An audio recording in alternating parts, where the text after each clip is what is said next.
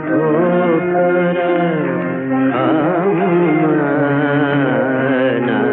नहीं को राह दिखाओ प्रभु। पग पग ठोकर खाऊं नहीं को। तुम्हारी नगरिया की कठिन डगरिया, तुम्हारी नगरिया की कठिन डगरिया, चलत चलत गिर जाऊं मैं प्रभु। नहीं राह दिखाओ प्रभु। पग पग ठोकर खाऊं नहीं को राह दिखाओ प्रभु।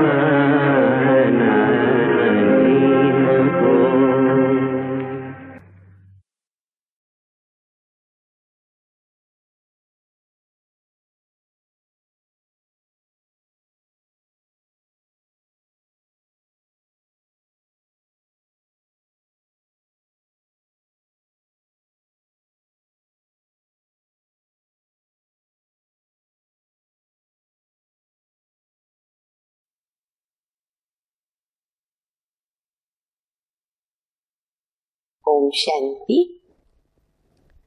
मुरली की तारीख है 1/6/2021।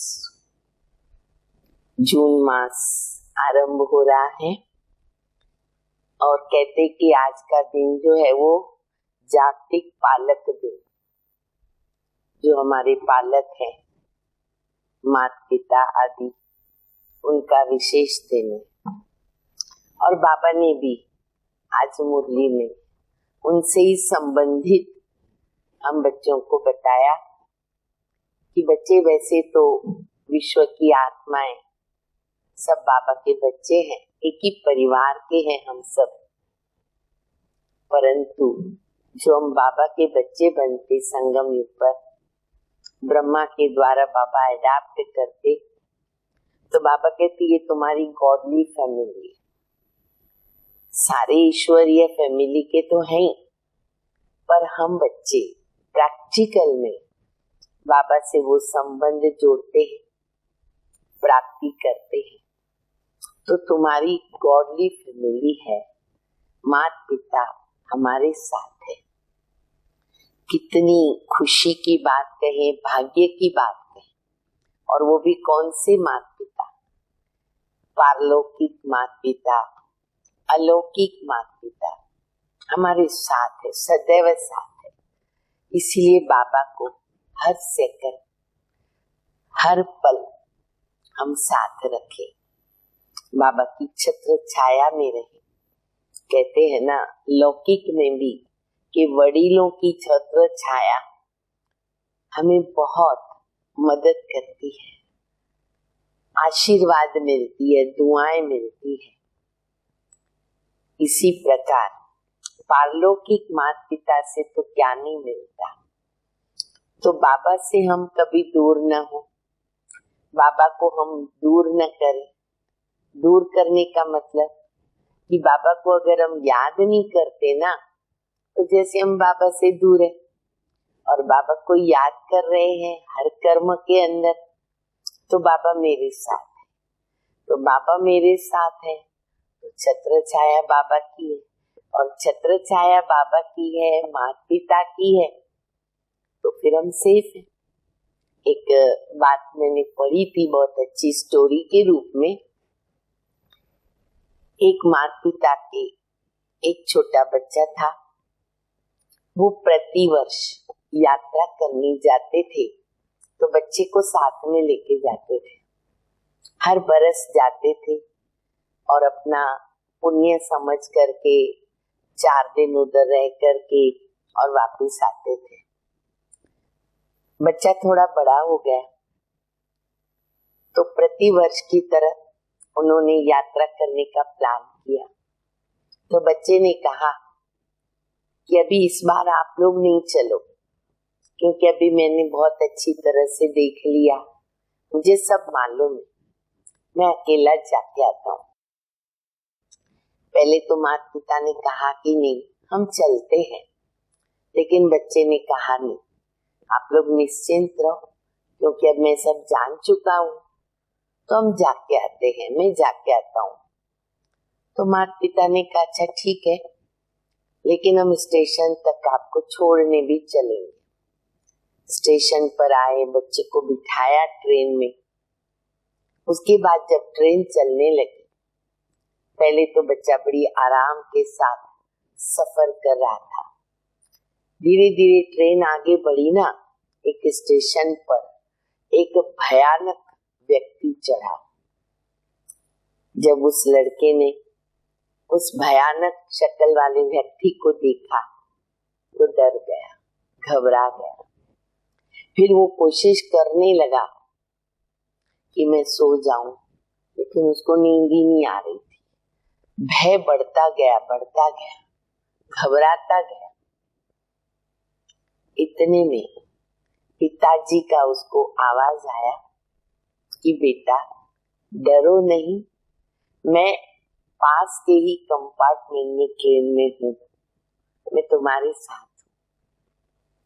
ये सुनकर के उसको इतना अच्छा लगा, वंडर लगा, उसको शांति आ गई, मन को डर निकल गया कि पिता मेरे साथ है ट्रेन में। तो ये तो एक छोटी सी बात है, लेकिन बाप दादा माता पिता सदैव हमारे साथ है, मेरे साथ है। हमें कोई भी प्रकार की चिंता नहीं, घबराहट नहीं, बाबा की छत्र छाया में हमेशा रहे। बाबा कहते इसीलिए तो भक्ति मार्ग में ये प्रार्थना करते, तुम माता पिता हम बालक तेरे, तुम्हारी कृपा ते सुख गने। मीठी मीठी शिक्षाएं बाबा की मुरली में सुनेंगे। मीठे बच्चे, ये सारी विश्व ईश्वरीय फैमिली है, सारी विश्व ईश्वरीय फैमिली है। इसीलिए गाते हैं तुम माता पिता हम बालक तेरे।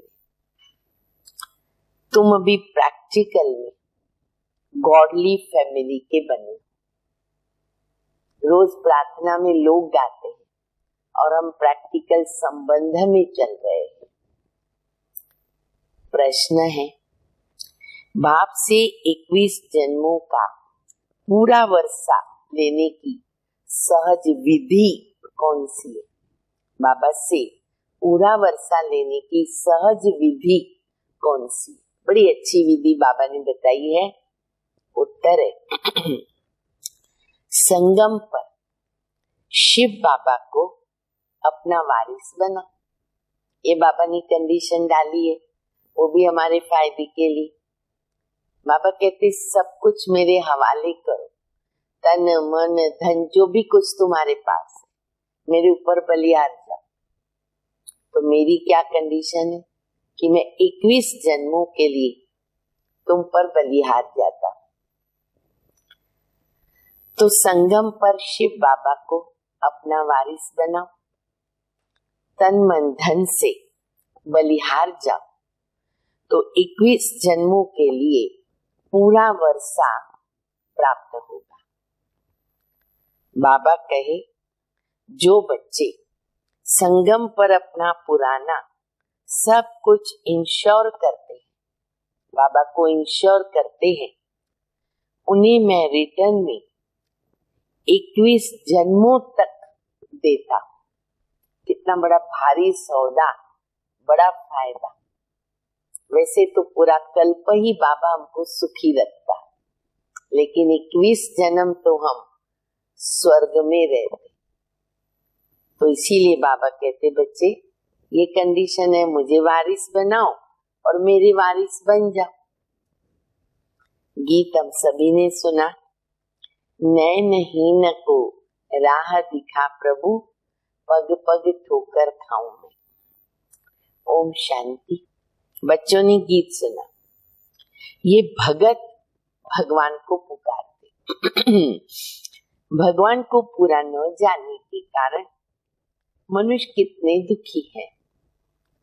भक्ति मार्ग में कितना माथा मारते रहते हैं। सिर्फ इस जीवन की बात नहीं है, इस जीवन की केवल बात नहीं है, लेकिन जब से भक्ति शुरू हुई तब से धक्के खाते। बाबा कहते, अभी इस जन्म की बात नहीं, 63 जन्म तुम बच्चे धक्के खाते आए। नैनहीन, रास्ता था मालूम ही नहीं था। भारत में देवी देवताओं का राज्य था, जिसको स्वर्ग सचखंड कहा जाता था। भारत सचखंड है। भारत की महिमा बड़ी जबरदस्त है। क्यों? क्योंकि भारत परम पिता परमात्मा का बर्थ प्लेस, इतनी बड़ी बात है। भगवान का जन्म हुआ तो उस खंड की कितनी महिमा। इसलिए बाबा हमेशा यह वाक्य उच्चारण करते कि जैसे मेरी महिमा अपरंपार है, वैसे भारत की महिमा भी अपरंपार है। उनका असल नाम है शिव बाबा। शिव जयंती मनाते हैं। रुद्र या सोमनाथ जयंती ऐसे नहीं कहते, नाम तो बाबा के बहुत है, परंतु बाबा कहते शिव जयंती, शिवरात्रि, जो बाबा का असली नाम है, उस असली नाम से ये त्योहार मनाया जाता है। शिव जयंती और शिवरात्रि के स्वर्ग की स्थापना करने वाला एक ही हेवनली गॉडफादर है। अब सभी भक्तों का भगवान तो जरूर एक ही होना चाहिए ना। सभी नैनहीन अर्थात ज्ञान के चक्षु या डिवाइन इंसाइट नहीं, उसमें सब नेत्र ही है। भगवानुवाच, मैं तुमको राजयोग सिखाता हूँ। श्रीमद् भगवत गीता मुख्य है। श्री अर्थात श्रेष्ठ, क्योंकि एक ही शास्त्र जिसमें भगवानुवाच्य और श्रीमत है। अब तुमको बुद्धिवान बनाया जाता। कितना बाबा ने बुद्धिवान बना दिया। दिव्य चक्षु अर्थात ज्ञान का तीसरा नेत्र दिखाते हैं। वास्तव में ज्ञान का तीसरा नेत्र तुम ब्राह्मणों को मिलता है। नेत्र मिलने से क्या फायदा होता है? ज्ञान का तीसरा नेत्र मिला, बोलो उससे क्या फायदा हुआ? तो उसके द्वारा रचना आद मध्य अंत को हम कंप्लीट जान जाते हैं। बाबा ने ज्ञान का तीसरा नेत्र दिया, पूरा ज्ञान स्पष्ट हो गया। इसी समय सभी में देह अहंकार या 5 विकार है, इसलिए घोर अंधियारे में है। तुम बच्चों के पास रोशनी, थोड़े से हम बाबा के बच्चे जिनको ज्ञान चक्षु मिल गए, रोशनी में आ गए। तुम्हारी आत्मा सारे वर्ल्ड की हिस्ट्री ज्योग्राफी को जान गई। इतना बाबा ने मास्टर नॉलेजफुल, प्रकालदर्शी, त्रिलोकीनाथ, त्रिनेत्री बना दिया। आगे तो तुम सब अज्ञान में थे ना, इसलिए फिर बाबा ने कहावत याद कराई। कौन सी कहावत? ज्ञान अंजन सतगुरु दिया, अज्ञान अंधेर विनाश। अंजन माना कहते हैं ना सुरमा, काजल, ज्ञान सुरमा, ज्ञान अंजन सतगुरु। तो क्या हुआ? अज्ञान का अंधेरा खत्म हो गया। जो पूज्य थे ना वो पुजारी बन गए। पूज्य है रोशनी में, ज्ञान अंजन सतगुरु देता। पुजारी बनते अंधियारे में। परमात्मा को आप ही पूज्य, आप ही पुजारी ऐसे नहीं कह सकते। वो तो परम पूज्य है ना, सबको पूज्य बनाने वाला। शिव बाबा है सबको पूज्य बनाने वाला। हम पूज्य भी बनते, पुजारी भी बनते। उनको तो परम पूज्य कहते हैं। परम पिता परमात्मा माना परमात्मा, परम आत्मा। स्पष्ट कितने अच्छे शब्द हैं, लेकिन कभी बुद्धि चली नहीं। परम आत्मा माना परमात्मा। अब कृष्ण को तो ऐसे नहीं कह सकते ना, उनको तो सब गॉड फादर नहीं कहेंगे। निराकार गॉड को सब गॉड फादर कहते हैं। है तो वो भी आत्मा, परंतु परम है, इसीलिए कहते परमात्मा। वह परम आत्मा सदैव परम धाम में रहती। देखो बाबा कितनी सरल भाषा, सरल शब्दों में बता रहे। कोई को भी परमात्मा शब्द का अर्थ बता सकते हैं, परिचय दे सकते बाबा का, वो बाबा सिखा रहे। तो बाबा कहते परम आत्मा सदैव परम धाम में रहती है। अंग्रेजी में उनको क्या कहते? Supreme soul. बाप कहते हैं तुम गाते हो। अब दूसरी कहावत, बहुत अच्छी सी कहावत बाबा ने बताई। अब दूसरी कहावत नोट करो सभी। पहले बाबा ने क्या बताया? ज्ञान अंजन सतगुरु दिया, अज्ञान अंधेर विनाश। अब बाबा कहते हैं, ये कहते हैं ना, आत्मा परमात्मा अलग रहे बहुकाल, सुंदर मेला तब मिला जब सतगुरु मिला दलाल। दलाल के रूप में मिलता है सतगुरु ब्रह्मा के द्वारा। तो बाबा कहते तुम ही ये गाते रहे हो। अब ऐसे तो नहीं ना कि परमात्मा परमात्मा से अलग रहे बहुकाल, ये तो नहीं हो सकता। नहीं, तो ये पहले नंबर का अज्ञान है। आत्मा सो परमात्मा और परमात्मा सो आत्मा कहना तो रॉन्ग है। आत्मा तो जन्म मरण में आती, कितना फर्क है आत्मा और परमात्मा में। आत्मा जन्म मरण में आती है, परमात्मा थोड़ी पुनर्जन्म में आते हैं। तो बाप बैठ समझाते हैं, तुम भारतवासी स्वर्गवासी पूज्य थे। ह्यूमैनिटी के पूज्य सब देवी देवताएं थे। ये सारी ईश्वर की फैमिली। कितना अच्छा शब्द बाबा दे रहे। ये याद करने से क्या होगा? सभी के प्रति प्यार आएगा।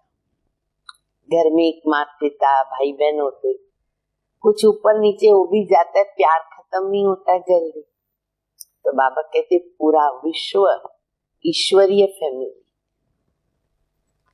ईश्वर रचता है, गाया जाता। अब तीसरी बात नोट कर सकते हो, तुम मात पिता हम बालक तेरे, तुम्हारी कृपा ते सुख गने।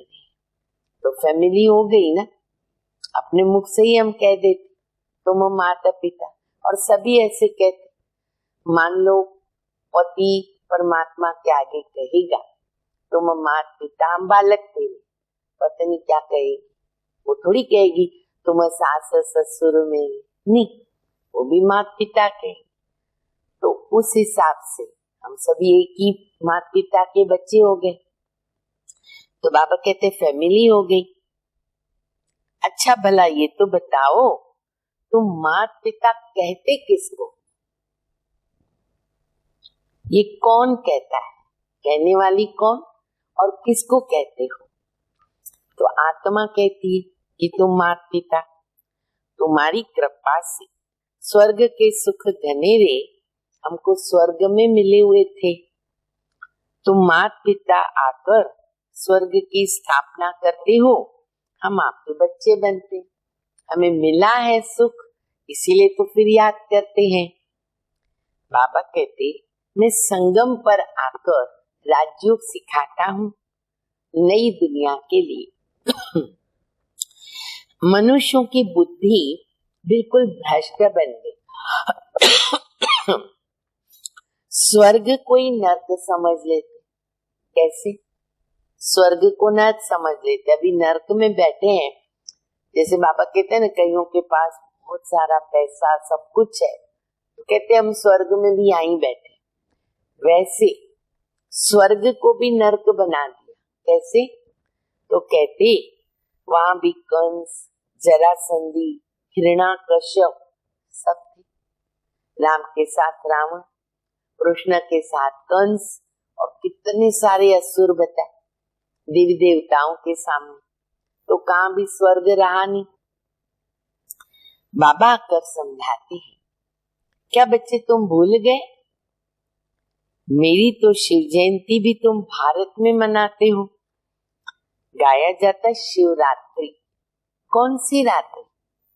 क्योंकि कोई भी जयंती के पीछे रात्रि शब्द यूज नहीं होता, सिर्फ शिव जयंती को शिवरात्रि या महाशिवरात्रि कहते। तो बाबा कहते क्यों, कौन सी रात्रि? ये ब्रह्मा की बेहद की रात्रि, जिसके लिए बाबा हमेशा कहते हैं ना, ज्ञान सूर्य प्रगटा, अज्ञान अंधेर विनाश। बाबा संगम पर आकर रात्रि से दिन, नरक से स्वर्ग बनाते। शिवरात्रि के अर्थ का भी किसको पता नहीं। भगवान निराकार है, मनुष्यों के तो जन्म बाय जन्म शरीर के नाम बदलते हैं। परमात्मा कहते मेरा कोई शरीर का नाम ही नहीं, मेरा अपना शरीर ही नहीं है। और तुम बच्चे, तुम आत्माएं जितने जन्म लेते हो उतने नाम बदलते हैं। और नाम भी देखो, पहले तो फिर भी लोगों को देवी देवताओं में श्रद्धा थी, बच्चों के नाम है ना देवताओं के ऊपर वाले रखते, नारायण रखेंगे, लक्ष्मी रखेंगे, राधा रखेंगे। और अभी देखो नाम भी कैसे कैसे विचित्र हो गए। तो देखो पूरी दुनिया क्या बन जाती है अंत में, पूरा रावण के राज्य में माया का पौंप सारा ही चलता है। तो बाबा कहते तुम्हारे नाम बदलते शरीर के, मेरा नाम शिवी है। मैं सिर्फ बूढ़े वानप्रस्थ तन का आधार लेता हूँ, आता हूँ तो दिव्य जन्म, अलौकिक जन्म। ये पूज्य था, अब पुजारी बना ब्रह्मा बाबा। शिव बाबा आकर स्वर्ग रचते हैं, हम उनके बच्चे हैं, तो जरूर हम स्वर्ग के मालिक होने चाहिए ना। शिव बाबा है ऊंचते ऊंच, ब्रह्मा विष्णु शंकर का अपना अपना पार्ट है। हर एक आत्मा में अपना सुख दुख का पार्ट नूंधा हुआ है, ये फैक्ट है, इसको समझना बहुत जरूरी है। सुख और दुख का खेल है, जीत हार का खेल है, और हर आत्मा का सुख का दुख का पार्ट फिक्स है। तुम जानते हो हम शिव बाबा के वारिस बने थे। शिव बाबा ने स्वर्गवासी बनाया था, तब तो उनको सभी याद करते हैं ना, ओ गॉड फादर रहम करो। साधु भी साधना करते हैं, क्यों? यहाँ दुख है तो सोचते हैं निर्वाण धाम चले जाए, आत्मा हमारी लीन हो जाए, ज्योति में ज्योत समा जाए, जन्म मरण के चक्कर से छूट जाए, क्योंकि यहाँ दुख है। आत्मा परमात्मा में लीन हो जाती है, वह हम आत्मा सो परमात्मा, ये समझना ही रॉन्ग है। अब तुम कहते हो हम आत्मा परम धाम में रहने वाली है, फिर देवता कुल में आएंगे, 84 जन्म लेंगे। हम आत्मा वर्णों में आते, बाबा ने पूरा डिटेल बता दिया, जन्म बता दिए, वर्ण बता दिए। शिव बाबा जन्म मरण में नहीं आते, सिर्फ नारायण की डिनास्टी थी। जैसे क्रिश्चियन घराने में Edward the first, second, third चलता है, वैसे वहां भी कहा सतयुग में Lakshmi Narayan the first, Lakshmi Narayan the second, Lakshmi Narayan the third, ऐसे 8 डिनास्टी चलती। एक्यूरेट कैसे राजधानी चलती है, इसीलिए देखो कृष्ण के लिए जन्माष्टमी कहते और रामनवमी कहते। 9वां जन्म से राम शुरू हो जाता, राम का राज्य। तो 8 गद्दियां बाबा कहते सतयुग में चलती है। वैसे वहां भी ऐसे चलता, कभी तुम ब्राह्मणों का तीसरा नेत्र खुल गया, उसके अंदर कितनी नॉलेज आ गई तीसरा नेत्र खोलने से। तो बाप बैठ आत्माओं से बात करते हैं, तुम ऐसे 84 का चक्कर लगाकर इतने जन्म लेकर के आए। अच्छा, वर्णों का भी बाबा कहते हैं चित्र बनाया है। कौन सा चित्र? देवता, क्षत्रिय, वैश्य, शूद्र और फिर ब्राह्मण बनते। तो वो भी अपना एक बहुत अच्छा चित्र है। मधुबन के म्यूजियम में जाएंगे, बहुत बड़ा ये चित्र बना हुआ है। अब तुम जानते हो हम ब्राह्मण कहाँ हैं? चोटी, पूरा बॉडी के अंदर बताते। तो ब्राह्मणों का स्थान है सबसे ऊपर चोटी, इसलिए भक्ति मार्ग में निशानी ब्राह्मणों की क्या है? वो चोटी। आजकल फैशन में नहीं रखते हैं कोई, लेकिन पहले के ब्राह्मण चोटी जरूर रखते सिर में।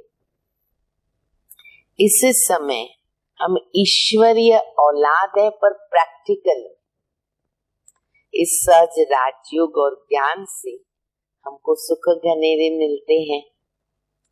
कोई तो सूर्यवंशी राजधानी का वर्षा लेते हैं और कोई चंद्रवंशी का। बाबा ने तो खुला मैदान छोड़ दिया, बाबा 21 जन्मों का वर्षा दे।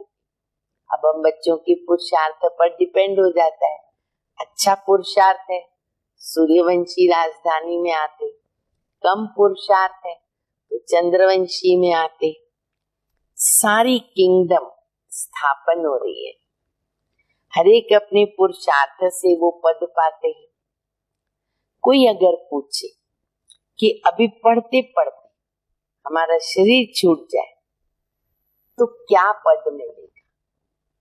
बाबा कई बार ये बात बताते हैं कि बच्चे अपने आप से भी पूछो, बाबा भी बता सकते कि अभी अभी हमारा शरीर छूटे तो हमने जो पुरुषार्थ किया उस हिसाब से हमारा पद क्या है। तो बाबा बतलाते हैं। अभी तो हम खुद को समझ सकते हैं, बाबा ने मास्टर नॉलेजफुल बनाया। अब तो देखो बाकी भी शरीर का भरोसा नहीं।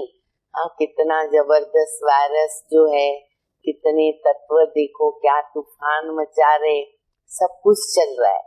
तो इसीलिए बाबा कहते बच्चे जो करना है पुरुषार्थ जल्दी जल्दी करें।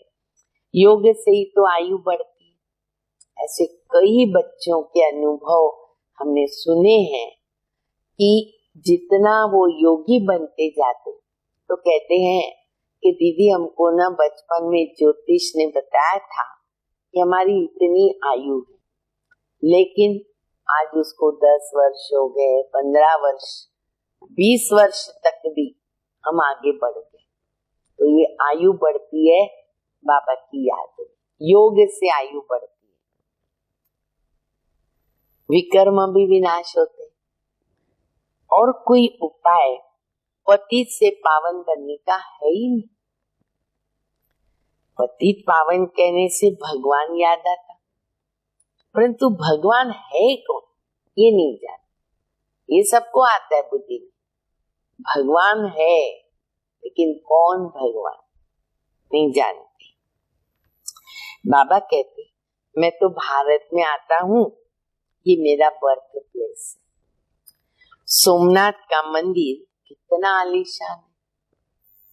तो ये बाप बैठ समझाते हैं भक्ति मार्ग में फिर यादगार बनने शुरू होते हैं ना। सबसे पहले कौन सा मंदिर बनता है? सोमनाथ का, सोमरस पिलाने वाला बाबा। तो इसीलिए बाबा कहते हैं वहां से शुरुआत हो जाती है। तब तो वो सोने का था और अभी देखो कैसे हो गया। लेकिन अभी भी आज भी वहां जाओ, वातावरण बहुत अच्छा होता है, समुद्र किनारा भी है और जब आरती होती है बहुत सुंदर वातावरण होता है।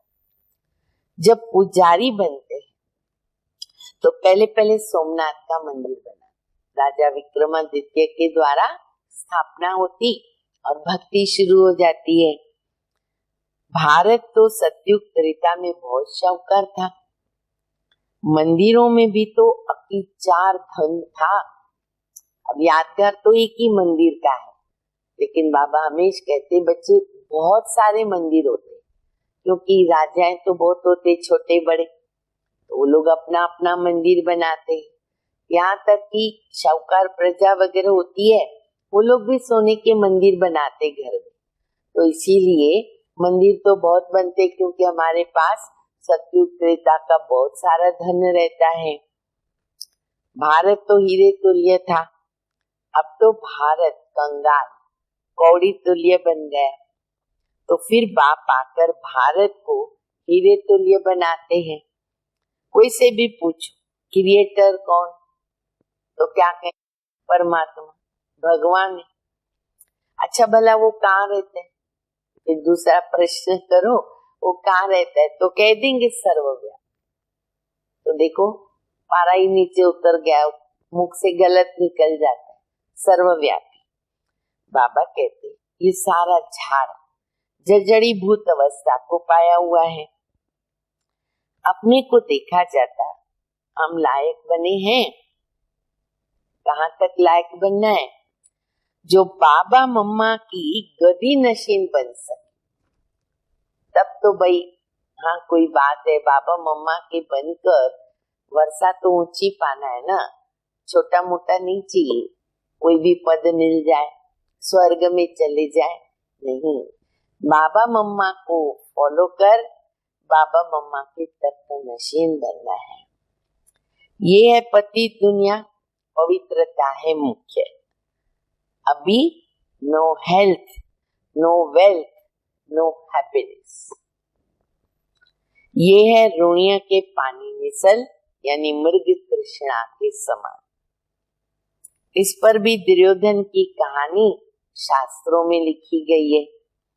दुर्योधन विकारी को कहा जाता। द्रौपदियां कहती है ना हमारी लाज रखो, मिसाल एक का बताया, लेकिन बाबा कहते ये भी बात अभी की है, तो कहते लाज रखो।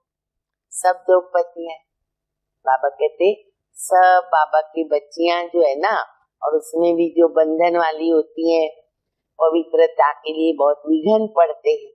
बाबा कहते सब द्रौपदियां हैं, ये बच्चियां स्वर्ग का द्वार है। बाबा कितना अच्छी तरह समझाते हैं। जिनका बुद्धि पूरी तरह लगा होगा तो धारणा भी होगी। नॉलेज ब्रह्मचर्य में पड़ी जाती, ये भी एक रूल कहीं कायदा कहीं बना हुआ है। बच्चे पढ़ते हैं, पढ़ाई पूरी करने के बाद शादी करते हैं, क्योंकि शादी के बाद जीवन विकारी बन जाती है, तो थोड़ी बुद्धि की स्टेज नीचे गिर जाती है। आजकल कोई कोई शादी के बाद भी पढ़ते, और कायदा ये है क्यों, पवित्रता टूट जाती है। तो ब्रह्मचर्य में, पवित्रता में पढ़ाई अच्छी होती है। तो बाबा कहते गृहस्थ व्यवहार में रहकर कमल फूल समान रहना है, दोनों तरफ निभाना है। तो बाबा ने भी हमको गॉली स्टूडेंट बनाया, अपना बच्चा बना करके सुप्रीम टीचर बन गया। तो बाबा कहते बच्चे तुमको पवित्र रहना होगा, मरना भी जरूर है। मरने समय मनुष्य को मंत्र देते, बाबा कहते कि तुम सब मरने वाले हो। देखो अच्छी तरह से ध्यान पे रखो, हम सब मरने वाले। देख रहे हैं भी आजकल क्या हो रहा है, मरने वाले, पर मरना है शान से, बाबा की याद में। तो सब मरने वाले हैं, मैं कालों का काल सबको वापस ले जाऊंगा, मैं आया ही हूं तुमको ले जाने, इसलिए कहते महाकालेश्वर। तो खुशी होनी चाहिए। फिर जो अच्छी तरह पढ़ेंगे ना, तो स्वर्ग के मालिक बनेंगे, खुशी खुशी से जाएंगे। अगर नहीं पढ़ेंगे, प्रजापत पाएंगे। तुम यहाँ आए किसके लिए हो, राजाई पद पाने, प्रजापत पाने नहीं। इसलिए बाबा कहते मैं सिखाता हूँ राजयोग, प्रजा योग नहीं सिखाता हूँ। ये पढ़ाई है, इसमें अंधश्रद्धा की तो कोई बात ही नहीं है। ये पढ़ाई राजाई के लिए, जैसे पढ़ाई की एम ऑब्जेक्ट है, बैरिस्टर बनेगा तो योग जरूर पढ़ाने वाले टीचर से रखना पड़ेगा, ऑटोमेटिक हो जाता है, तो याद आता है, उनकी पढ़ाई जो वो पढ़ाते वो याद आती है। यहाँ तुमको भगवान पढ़ाता है, तो योग किससे लगाएंगे, भगवान से लगाएंगे, बाबा से लगाएंगे। तो बाबा कहते हैं मैं परम धाम बहुत दूर से आता हूँ। कितना दूर से आता है बाबा, परम धाम के बाद तो कुछ है ही नहीं। इसलिए कई बच्चे कई बार कहते हैं ना, बाबा घर बहुत दूर है, हम आ नहीं सकते सेंटर पर। तो बाबा ऐसे ही हंसी में कहते मेरे से भी दूर है क्या, मेरा घर तो सबसे दूर है। परम धाम कितना ऊंचा है, सूक्ष्म वतन में भी ऊंच, सूक्ष्म वतन से भी ऊंच। वहां से आने में मुझे तो 21 सेकंड लगता है। हमारा तो देखो 1-2 माइल भी घर दूर होगा, कितना टाइम लगता है। लेकिन बाबा कहते मैं सबसे दूर हूँ, परम धाम, लेकिन आने के लिए 1 सेकंड। उनसे तीखा और कोई है ही नहीं। वैसे भी बाबा कहते आत्मा रॉकेट भी कितनी तीखी और तेज है दौड़ने में। कई बार बाबा कहते ना, यूरोप जाना, अमेरिका जाना, जहां जाना है वो जाकर के गर्भ में प्रवेश करती है। सेकंड में जीवन मुक्ति देता हूँ, जनक का मिसाल है। अभी तो नर्क पुरानी दुनिया है, नई दुनिया तो स्वर्ग को ही कहेंगे ना। बाप नर्क का विनाश कराकर स्वर्ग का मालिक बनाते हैं, बाकी सब आत्माएं शांति वहां बैठी रहेंगी। आत्मा तो मार्टल है, उनको पार्ट भी तो मार्टल मिला हुआ, अविनाशी है, कभी खत्म नहीं होता। फिर आत्मा छोटी बड़ी भला कैसे हो सकती, साइज में भी एक जैसी है।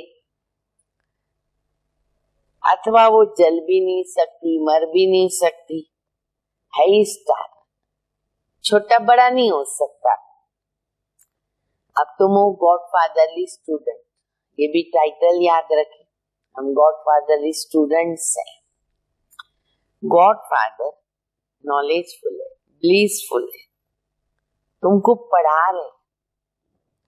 तुम जानते हो इस पढ़ाई से हम क्या बनेंगे, देवी देवता। लक्ष्य है हमारा देवी देवता बनना। तुम भारत की सेवा करते हो, पहले तो बाप का बनना है, और जगह तो गुरु के पास जाते हैं और फिर उनका बनते हैं और फिर उनको अपना गुरु बनाते हैं। यहाँ तो बाबा है, तो पहले क्या करना पड़े, बाबा का बच्चा बनना पड़े। ज्ञान लेने कहाँ जाएंगे, गुरु के पास जाते हैं ना भक्ति मार्ग में। बाबा कहते यहाँ पहले बाबा के पास आते, पहले बच्चे बनते हम, फिर बाबा पढ़ाते हैं, फिर बाबा हमारी सदगति करते हैं। बाप बच्चों को अपनी जायदाद दे देते हैं। बाप कहते बच्चे तुम्हें ना एक्सचेंज करो। अब मुख्य बात है लास्ट में, तुम एक्सचेंज करो। क्या? तुम्हारा कखपन हमारा और हमारा सब कुछ तुम्हारा। बोलो सभी, बाबा हमारा जो कखपन है वो तुम्हारा और तुम्हारा जो सब कुछ है वो हमारा। खाली बोलना नहीं है, प्रैक्टिकल भी करना है। देखो दे दे के हम बाबा को क्या देंगे? कखपन। कखपन माना तीन का। देह सहित जो कुछ भी है ना सब मुझे दे दो, मैं तुम्हारी आत्मा और शरीर दोनों को पवित्र बना दूंगा और फिर राजाई पद भी दूंगा। तुम्हारे पास जो कुछ है तुम बलि चढ़ाओ तो जीवन मुक्ति मिलेगी, पर पहली कंडीशन हमें बाबा के ऊपर बलि चढ़ना है। बाबा ये सब आपका है। तो बाबा कहते तुम मुझे वारिस बनाओ, मैं 21 जन्म तुमको वारिस बना देता हूँ। सिर्फ क्या करो बच्चे, मेरी श्रीमत पर चलो। ये है बाबा पे बलियार जाना, कोई बड़ी बात नहीं। बच्चे जो मैं कहता हूँ वो करो, यही है बलियार जाना। बल धंधा आदि करो, विलायत जाओ ना, कुछ भी करो, कहाँ भी रहो, कुछ भी करो, सिर्फ क्या करो, मेरी श्रीमत पर चलो। खबरदार रहना, माया घड़ी घड़ी पछाड़ती है, पछाड़ेगी। कोई भी विकर्म नहीं करना, अब कोई भूल नहीं करना, अब कोई पाप नहीं करना। श्रीमत पर चलेंगे तो श्रेष्ठ बनेंगे। अच्छा, मीठे मीठे सिकिलदे बच्चों प्रति माता पिता बाप दादा का याद प्यार, गुड मॉर्निंग। रूहानी बाप की रूहानी बच्चों को नमस्ते। हम रूहानी बच्चों की रूहानी बाप को, माता पिता बाप दादा को याद प्यार, गुड मॉर्निंग और नमस्ते। धारणा के लिए मुख्य सार है, पहला आत्मा और शरीर दोनों को पावन बनाने के लिए देह से जो कुछ है उसे बाबा के हवाले कर देना और हमें उनकी श्रीमत पर चलना। जाज बाबा ने बता दिया कंडीशन। दूसरा, माता पिता के गद्दी नशीन बनने के लिए स्वयं को लायक बनाना है। लायक बनने के लिए मुख्य बात है पवित्रता, उसको धारण करना है। वरदान, निमित्त बनी हुई आत्माओं के द्वारा कर्मयोगी बनने का वरदान प्राप्त करने वाले मास्टर वरदाता भव। निमित्त बनी हुई आत्माओं द्वारा कर्मयोगी बनने का वरदान प्राप्त करने वाले मास्टर वरदाता भव। जब कोई भी चीज साकार में देखी जाती है तो उसे जल्दी ग्रहण किया जाता, धारण किया जाता। इसलिए निमित्त बनी हुई जो श्रेष्ठ आत्माएं हैं उनकी सर्विस, त्याग, स्नेह, सर्व के सहयोगीपन का प्रैक्टिकल कर्म देखकर जो प्रेरणा मिलती है ना, वो वरदान बन जाता। जब निमित्त बनी हुई आत्माओं को कर्म करते हुए इन गुणों की धारणा में देखते हैं तो सहज कर्म योगी बनने का वरदान मिल जाता है। तो जो ऐसे वरदान प्राप्त करते रहते हैं वह स्वयं भी मास्टर वरदाता बन जाते। दूसरों के सहयोग, जैसे बड़े सहयोगी बनते तो हमको जैसे वरदान मिल जाता है, ऐसे हमें फिर औरों को भी करना है, हमें भी निमित्त बनना है। स्लोगन है, नाम के आधार पर सेवा करना, अर्थात ऊंच पद में नाम पीछे कर देना। अगर मेरा नाम हो, उस स्वार्थ से, कामना से सेवा करते तो इसका मतलब ऊंच पद पाने में हमारा नाम पीछे हो जाता है। अच्छा, ओम शांति।